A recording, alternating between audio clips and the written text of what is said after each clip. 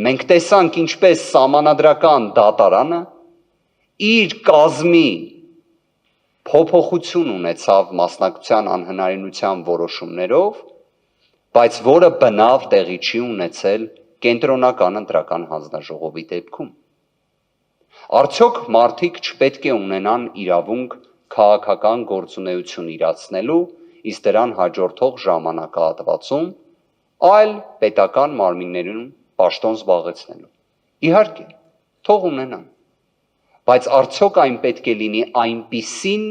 որ անաչառ դիտորդի մոտ մեղմ ասած անհանգստություն առաջացնի։ Սա է իրավիճակը կենտրոնական ընտրական հանձնաժողովի դեպքում։ Բարձր դատարանի կողմից դատաքննության ընթացքում մի կարևոր հարցադրման վերաբերյալ նույն 35 կոտորակ 65 ընտրատեղամասի վերաբերյալ պարզեցինք ինչ մի իրավիճակ։ Տեղամասային հանձնաժողովի նախագահը քաղաքացիական պայմանագիր կուսակցության անդամ է։ Կենտրոնական ընտրական հանձնաժողովի նախագահը քաղաքացիական պայմանագիր կուսակցության հիմնադիր անդամ է եղել։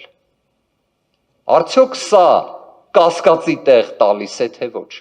Արդյոք սա չի ստվերում ամբողջ ընտրական գործընթացը, թե ոչ։ Եկեք մի քանի այլ հանգամանքել համադրենք դրան։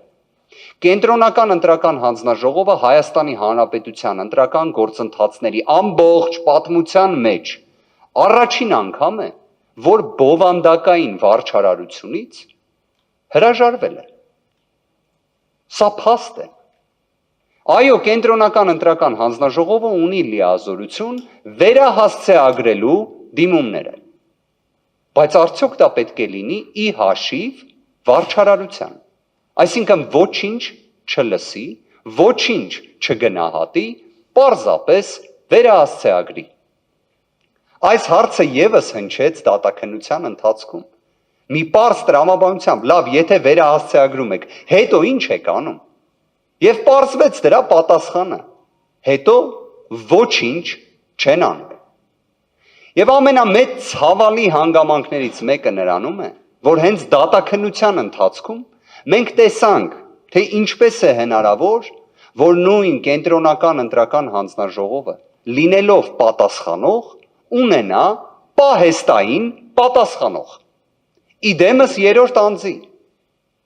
Սա խնդիր է բարձր դատարան, թե ոչ։ Սա էական ազդեցություն ունեցող խնդիր է, թե ոչ։